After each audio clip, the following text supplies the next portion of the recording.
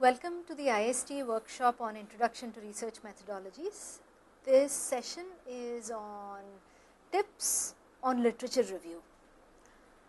What I'll do is pose a series of questions and try to answer it by means of some tips or guidelines on various aspects of conducting and writing a literature review. So far you have gone through the session on how to read a research paper. So you are now, if you were not earlier, you are by now familiar with what to do when you have to read a single research paper. But in the course of your research, you have to read multiple papers and then you have to do something with them. You have to put them together, write about it, evaluate it. And what we'll discuss in this session is how to read multiple papers, which papers to select, what to do once you read them, and so on. So the first question we'll ask is, what exactly is a literature review? And very briefly, it's both a process as well as a part of a research paper or a part of a thesis. And as a section or a part in a thesis or research paper, a literature review is a summary of related work. It's not a simple, just a direct listing. Instead, it has some descriptions, but it also has some evaluative components. So there are both descriptive components of related work, what other related work is about, and evaluative components, how they compare against each other, what works and what doesn't, and so on. So there's a lot of analysis involved here.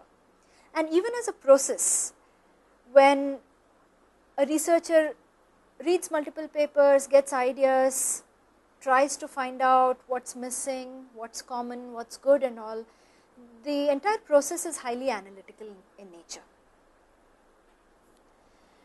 Why do we even need to do literature review? That is, I'm doing research, why do I need to look at what others have done? And you may laugh if I say that, but there are actually several reasons here. One of it is that one should give credit to others' work, because the kind of research one does is never in vacuum. It's always based on something, maybe a few years ago or maybe a few hundred years ago that somebody else has done. So we need to give credit to others' work, and in the academic community, it's equivalent to a law. So if a researcher writes a paper and does not give credit, people assume one of two things. Does not give credit to other similar work, people assume one of two things. One is that the researcher is not aware of what others have done. That's not a good reputation to have as a researcher. It just comes across as if the researcher is naive or just doesn't have an idea of the field. The second option is even worse. The possibility is that the researcher knows that there is related work but does not want to write about it for whatever reason. That in fact carries a very ugly name, which we'll talk about in the end. So essentially it's equivalent to a law. One needs to give credit to others' work. Now from a scientific perspective, that was more from a practice or from an ethical perspective. From a scientific perspective, the literature review gives the background on which the piece of research that's being reported is based on. So it gives background to the work, it gives motivation to the work. So in a way it lays the foundation to the main piece of research that's being talked about. And it situates the main work in the broader context. That is, it's like, think of a painting where there's a lot of background, there may be mountains and the sun and the clouds, but the central thing is a house and a tree in front of it. Without the background, the house and the tree are not very meaningful. So it gives context, it gives meaning to the specific work that you as a researcher is doing. And finally, very importantly, science builds in a community as a series of steps. So the progress of scientific knowledge happens when new work is built on old work, and that's exactly what all of us are doing. We take something that's existing and we either extend it a little bit in one direction, or we broaden its scope, or we compare it against some other work, or we contrast it. It doesn't have to be, our work doesn't simply have to be an extension of somebody's work. It can be the opposite of somebody's work. But we still need to know what the original work is, or what the related work is, in order to extend or contrast our work with it.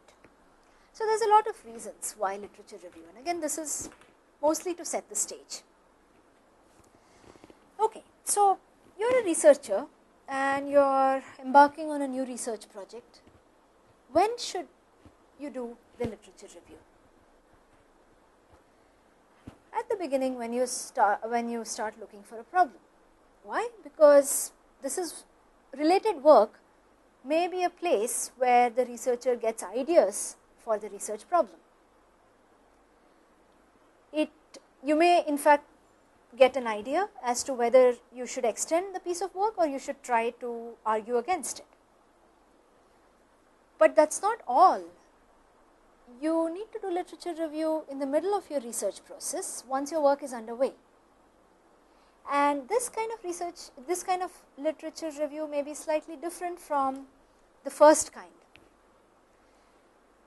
In the beginning, typically the review is very broad. One is sampling from various areas, one tries to cover, look in different places. The visual image I'll give is one does that or one does that. But once your work is underway, your problem is a little more focused and you know what you're looking for. So at this point, your literature review might become more focused. You may have chosen to work in a problem in this area and you want to find out more deeply what's happening in that area. So that's when you need a more focused literature review. It's not as open or wide as the previous one. But you also need this process towards the end when you have, let's say you do an experiment and you have found some results. And you have used your results to explain the solution to your problem. But this needs to be situated in the context of the broader work, the broader problem. So do your results agree with the previous results or related results, or do they contrast it? Are your results very surprising because related work said something else? All these questions you will have once you have your results, somewhere towards the end of your research process, the research project. Even at that point, you would need some amount of literature review. Again, there it's very focused. So from here what you see is that the literature review is not a distinctive standalone step that you do once and that's it. It's iterative, it's a feedback loop based on what you find in your literature review. At the beginning, you may choose a research problem. You may make some progress there and then read a little bit more literature and realize that that's not the right path to go and you may go back. So it's an iterative feedback loop. You do it multiple times. It's not one step, but it's a part of the entire research process. Next question that we ask as researchers is, what type of papers should I look for? And this is something we discussed a little bit in the session on how to read a research paper. A lot of it overlaps with what we discussed there. That we are looking at engineering and scientific research papers. We are looking at published research papers in established journals and peer-reviewed conferences. And I've put established in quotes because this question always comes up. How do I know a journal is established? That's a question. There are many answers to that. Sometimes in a community of researchers, a certain journal has or is regarded as a sound journal or a reputed journal, perhaps because it's been there for a long time, perhaps because high quality papers get published in it, and so on. Once you get more experience in a research area, you will be able to identify these easily. If you're a novice, you can ask your guide. Or you can, if there's a paper you read and you feel that it's of high quality, that it's a sound paper, see where it's published. That might turn out to be an established journal. When you're doing your literature review, you should definitely look at survey or review articles where which talk not about one single research problem and how it was solved, but a survey article is a literature review of a problem. So in a way, if you find a survey article, your work is very easy because somebody else has done a lot of the work that you may have needed to do by looking at several papers. Sometimes you will find it in a book chapter. We again discussed this in one of the earlier sessions, that several papers on a research topic may be put together in a book. So you can look at papers in all these places. What I would say is that you avoid papers downloaded from websites which contain no source information. I am not saying avoid the internet. In fact, most of the information today is available on the internet. But let's say you find a paper on a website. You don't know if it's published or not. You don't know which conference it was presented at. You don't know when it was presented. You may not even know who wrote it. It just is someone's or a bunch of opinions on some topic which is there on a website. Typically try to avoid those, at least till you're sure you're able to evaluate the quality. Another way to answer what type of papers, usually it's recommended that you read recent papers, for, let's say the past few years, 5 years or so. There are some papers which are important even if they are old. They are the classic papers or the seminal papers which have key results that are applicable even today, or there is a classic technique that was used then and it's explained very well there and everybody uses the same technique today. So there are some papers in every field which are classic, which everybody refers to. So even if they are old, those are papers which one should put in one survey. Where should I look for these papers? I know now what type I am looking for, but where should I look for them? And here there are a number of things one can do. There are things called databases or indexes. These are not a single research paper, but you can search in the database. What it contains is links to collections of several papers, several hundreds or several thousands of papers. Some of these may be familiar to you. For example, IEEE Explore is an index, or it contains, you will be able to find all the papers published by IEEE, by most of the IEEE journals in the past several years. So you can either browse by topic or you can search. Like that, for science and engineering, the ones on the slide are fairly commonly used. InSpec is one of them. All the ones posted here are commonly used databases and indexes for engineering and science. And if you look at the notes in italics there, it says check your field. Because if you are a social science professor trying to do research, these indexes may not help you. There are alternate ones there. So it's a good idea to check your field as to which databases and indexes you should be searching in. Where else one can find papers are websites of the actual journals. So if you know that you want to look at the IEEE transactions on something, go to the journal, and if your institution has access to it, has obtained access to it, you might be able to see the entire article. But even if not, most journal websites at least allow people, anybody, to read the title and the abstract. So journal websites are a good way to at least see what exists, and then one can think about how to in fact obtain the particular article. And of course now these days there are several journals which give open access. That's another movement which is catching on quite soon. You can go to conference web pages and see the topics that were presented in the conference and the papers belonging to it. Conference proceedings sometimes are a little harder to find, but at least you will, as we mentioned earlier, you will be able to get the title and the abstract. And one thing you can do is, suppose you know that there is a certain paper which was presented in a conference in January of this year by such and such author. but you can't find the actual paper copy. Go try to find the author's webpage and see if it's uploaded on the author's webpage. That's another way, another guideline to try to locate the paper. And what I've put at the end is what the senior members amongst you would be very familiar with, because that was all there was, let's say 15 years ago. The library, a good academic library in a university would have bound volumes of journals where you can go and read the papers and photocopy them and so on. The first several are all electronic sources. So one question which gets asked at this point is, what about Google? Can't I simply put a Google search for, I'm going to use the same example that we used in the previous session. Suppose I put a Google search on use of clickers in distance education, what would happen? So the answer is, you may get something, but it would be slightly better if you use Google Scholar. That's more appropriate than a simple Google search, which is extremely broad.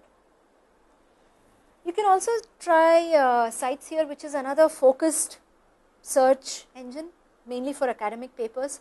So when you're trying to locate papers, you want a large number of papers, but you want them to be relevant.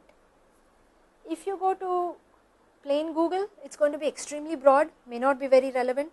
Google Scholar is better focused, so is this one. More focused are the ones we talked about earlier, but they may not contain all the papers that exist, and so on. So it's a balance there. Okay, let's look at the next question. Once I have the paper, what information of the paper should I record? Especially when you start reading more and more papers, and let's say you've read 50 papers for your thesis. It's daunting to make sense of the 50 papers. In a few minutes, we'll see what information within the paper, as in what to do about the content of the paper, but this is even before reading the paper itself. This is called bibliographic information. It's the identifiers of the paper. So we need to record, a spreadsheet is usually a good way to record these, or any other way of keeping track. You need to record the title of the paper, names of the authors, year of publication, very importantly the source, that is where was it published, which journal or which conference proceedings or which book, who is the publisher. If it's a book, what are the page numbers? So all these are identifying information that one needs to do, and just record it and keep it. I'm mentioning it here, it's a little boring to say or even to do, but it's invaluable if you have 100 papers and then you want to try to make sense of it. Secondly, sometimes if we go back to our literature review after a few months, we may have forgotten what papers we've already seen. So the identifying information is useful in such a case. How to select which papers to read, or how to select the papers. Again, these are all tips. It's not the entire process that I'm talking about. There is really no single process, but these are useful tips that any experienced person would tell you. I'm starting with Ask Your Guide, and the reason is, if you are a novice researcher, let's say an MTech student beginning on your first research project, usually your guide is the first person who suggests to you the paper that you should start reading, and then it's up to you to find the next paper to read and the next paper and so on. So you can always start with an experienced colleague or a guide. As I mentioned earlier, a survey or a review article is a very good starting point, because it has been written in such a way that a large number of papers pertaining to a given research problem have already been read, listed, analyzed, summarized, synthesized, and so on. So it gives you a very good idea of what the field is about. Sometimes survey articles don't exist for the topic that you're looking for, and at that point your guide might ask you to write one yourself, but that's a different topic. Okay, next point here, how to select papers. Every field has certain key papers or seminal papers. our job is to try to identify them. Once we've identified, let's say, 2 or 3 or 5 key papers in a field, then they are papers we must read, and they are papers we will go back to over and over again. Some ways of trying to identify these key papers is that a lot of other papers would be referring to this one paper. So if you see a name of a paper or a particular author or a research group being mentioned several times in many different papers, you can assume that, okay, this seems to be a key paper in this field because everybody seems to be going back to it. Sometimes it is the first paper that does some groundbreaking work in the area, but sometimes it's not necessarily so. Once you find the key paper, what you can do is locate some follow-up work from the same paper. So find the key paper and see what the same authors have done after it by searching for the authors in one of the databases that we talked about, or by going to the authors' web pages and seeing if their research groups have done any further work. So what you're doing here is really building up the collection of papers you're reading. Rather than going about it in a very random fashion, you look at, let's say, one survey article, 2 or 3 key papers, some related work, and there is one more point I didn't put here, but it was there on a previous slide, that look at some very recent papers, say 5 recent papers in the field. That would give you a very good starting point to begin your literature survey. Then when you get more into the process, what you can do is, let's say you read an interesting paper. You like the paper for whatever reason. It has a good technique, or its results are interesting. Follow references from within the paper. So see what papers are present in the references of the paper you liked and backtrack through them. That's another way to select which papers to read. Sometimes it may happen that one doesn't find too many sources. There are very few papers one finds. What to do then? So there are a few things one can do. We may have to change tracks a little. So I would go back to discuss with some expert. See if the expert is able to suggest some paper within, some article within in that problem area. One more thing you can do is look for related topics or synonyms. So for example, let's say you tried to search for clickers in distance education and you don't come up with anything, or very few. What you can do there is realize that the word clicker is sometimes also called student response systems. Half the world calls it a student response system. So maybe just look for a synonym, or look for some related topics. So instead of distance education, you can think of online education, which is not exactly the same but related.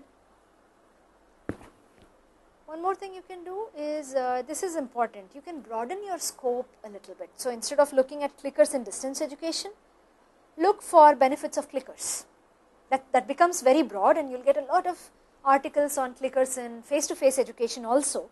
But then narrow back, sift through those and narrow back to clickers in distance education. That's one more way you can try to, if you have too few sources, you can try to increase them.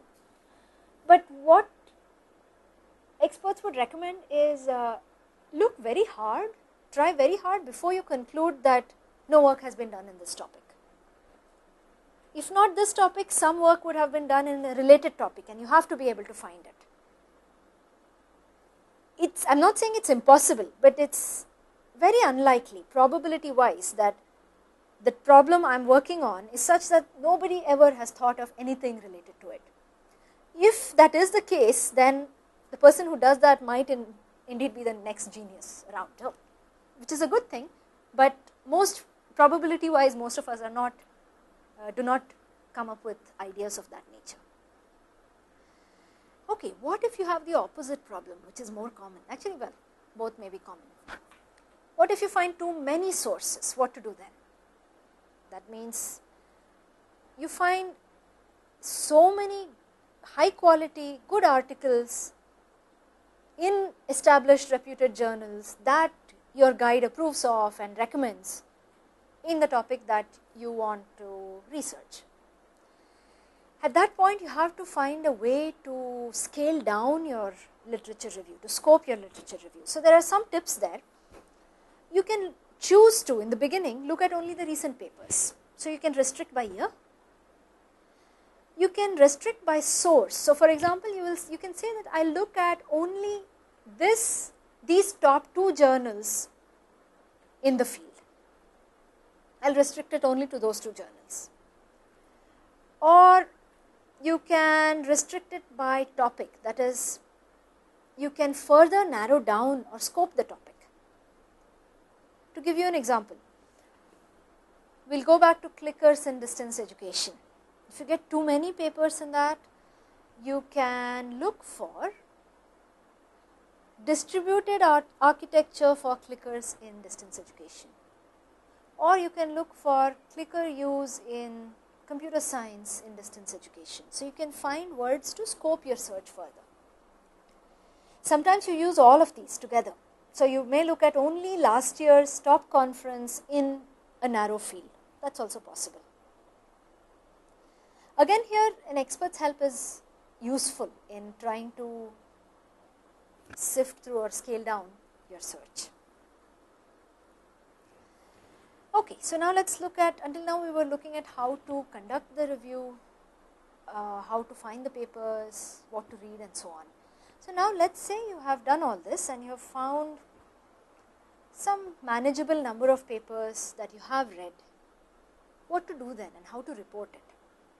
So what I'm going to start off with is an example that we see all novices, or many novices do. Let's say you have read 3 papers on the use of clickers. I'm just taking clickers because you've read this paper, so we'll keep the same topic, no other. And it's also a general enough topic which is useful, that can be understood by people, faculty members and students of all different domains. So here is a typical novice way of reporting their literature review. Take a moment to read this.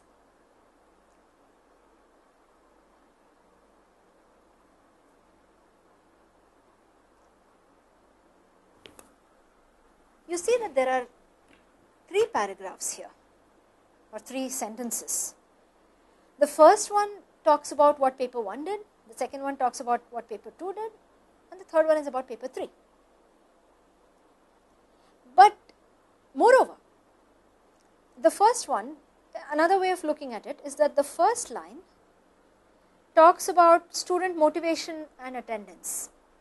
The second talks about student learning and also talks about how many students there were, and the first one doesn't say anything about how many students there were. The second and third papers both talk about the topic of the class. The second one was in a CS class and the third one is in a health science class. The first one doesn't say anything. This is not the way to write a literature review section. It's the easiest thing to do when you have papers. There is room, or there is a place, you will have opportunity to list papers one by one. There is value in doing it. But when you write a literature review section in a thesis or a paper, an article you're writing, this is not the way to write it. And the reason is, a literature review or a literature survey or the related work section, it goes by different names, is not a listing of papers. It's not only a listing of papers. It's not even a descriptive listing of papers. It's not a summary of one paper after another, even if it's done well.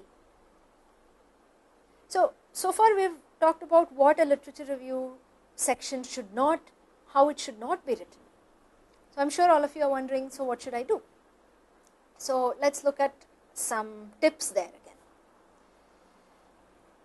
The main idea here is one has to be able to analyze and synthesize. And what this means is, what analysis means is, there is something large and complex, just like an engineering system, which all of you are very familiar with. Analysis is breaking it down into parts and finding out the relationship between the parts. So when you read research articles, what are the little pieces or the parts of a research articles? It could be the themes, it could be the variables in the research article, it could be the problems faced. So there are many themes, issues, factors and variables which are, let us say, the pieces or the sub pieces of a research article. Those need to be identified and then they need to be organized. So one way to do it, I will just give you one example that which might be useful in organizing these various themes and factors. So I am going to show you a table, and these are papers on clickers. Each row is a new paper. This is paper 1, paper 2, paper 3 and so on. So the list is long. What has been done is themes have been identified, and that's where the skill of the researcher comes in. What are these themes? Some are very obvious, such as the paper title and year, and maybe even the authors must go in this table. So the broad topic here was use of clickers.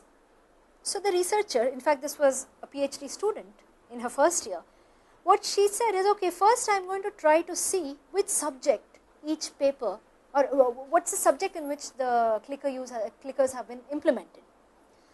The first one was physics, the second one was some numeric modules, the third one was physics again.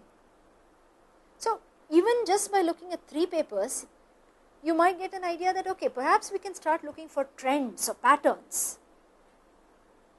And similarly, we want to develop more and more categories or themes and try to classify each paper according to these categories.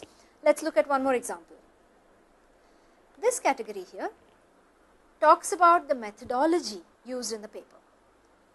One uses surveys, the second uses a qualitative questionnaire, and the third uses something. In terms of what is measured, the first one measured student learning, and the researcher has also written how student learning is measured. For example, she says that there is a concept test performance which is measured. Second paper claims to measure perception and learning, and so on. Now, as you see, this table is evolving. You won't be able to write all these headings after writing only the first paper. So your number of columns in the table goes on increasing, so do the number of rows. After reading 2 papers, the student researcher realized that she should write down what were the main results. So she wrote down results, and then she wrote down a column called comments and ideas for future. So as she was reading the paper, she was getting some ideas what she could do, and she was jotting it down here.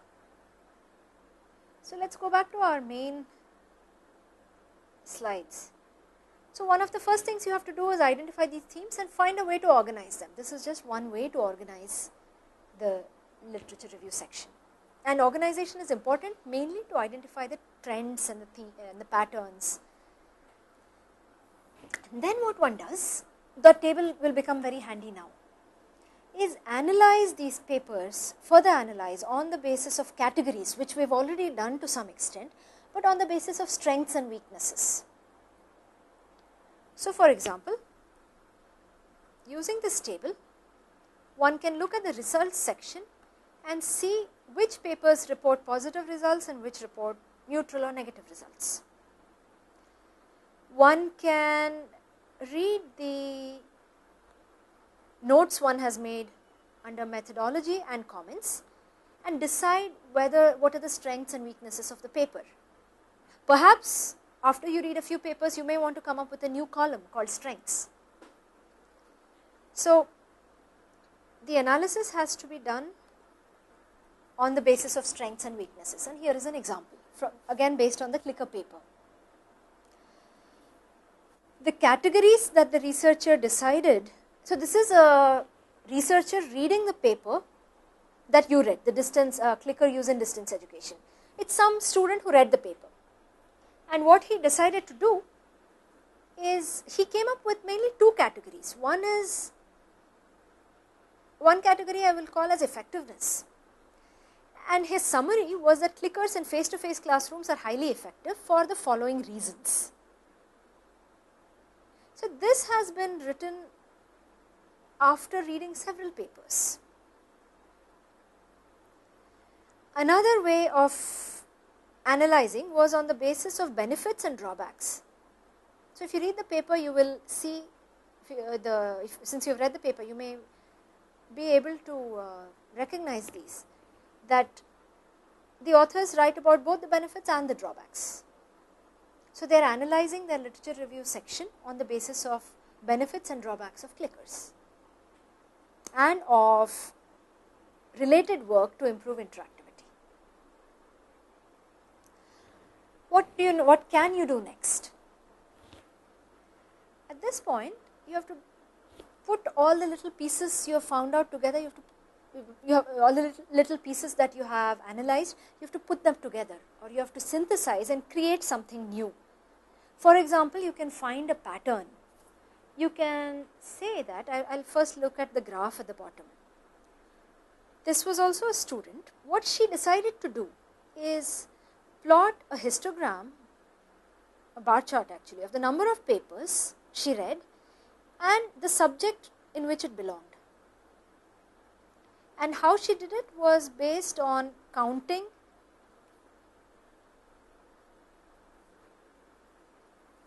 categorizing and counting the entries under this topic of subject.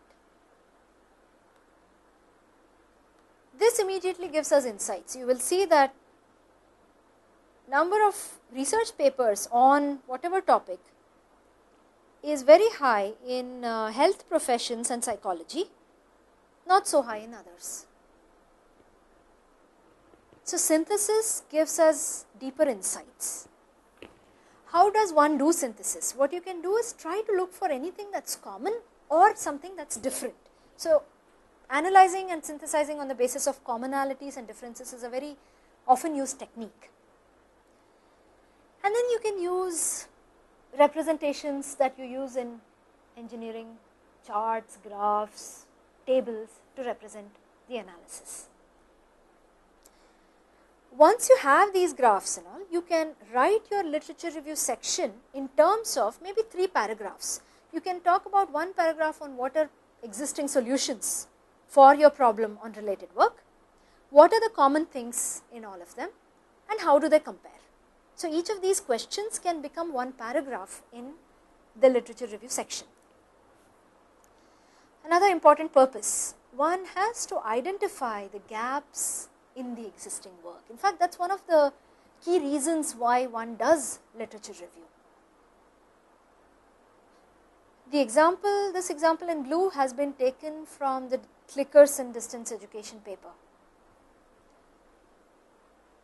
Just read it, and the last sentence here clearly identifies the gap in the existing work. This paragraph comes from the paper itself. It comes somewhere towards the end of the paper, somewhere in the introduction section, where they are talking about existing work.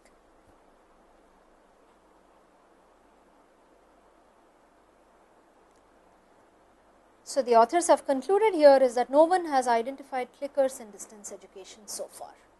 The gap is clear. This is important because this leads to the clear need for the research or the thesis or the paper that one is writing.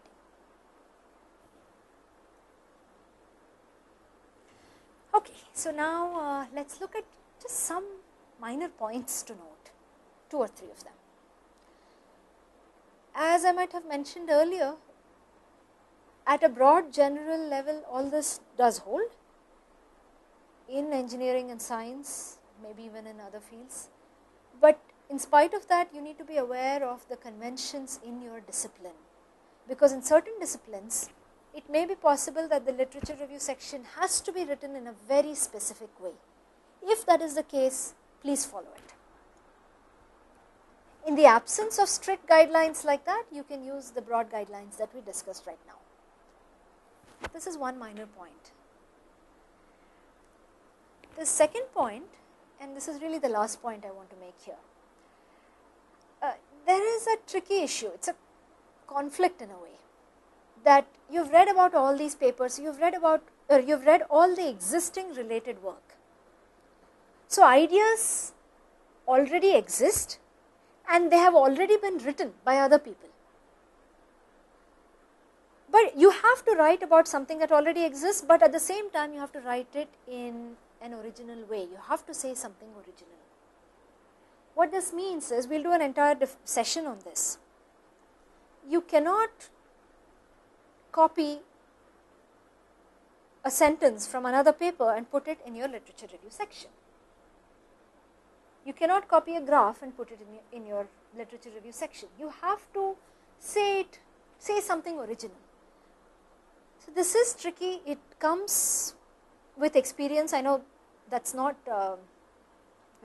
that seems to be a cure for everything, but if you follow some of these guidelines on the, for example, how do you provide a synthesis, how do you do analysis, how do you identify themes, and so on.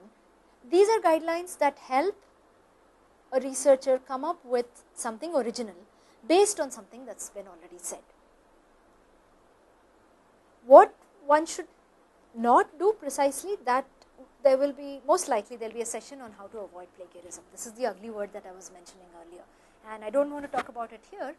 Let's end here, because what this session was supposed to be is some tips and guidelines on conducting and reporting the literature review section of one's research. And I hope you'll be able to apply some of this to your own work. Thank you.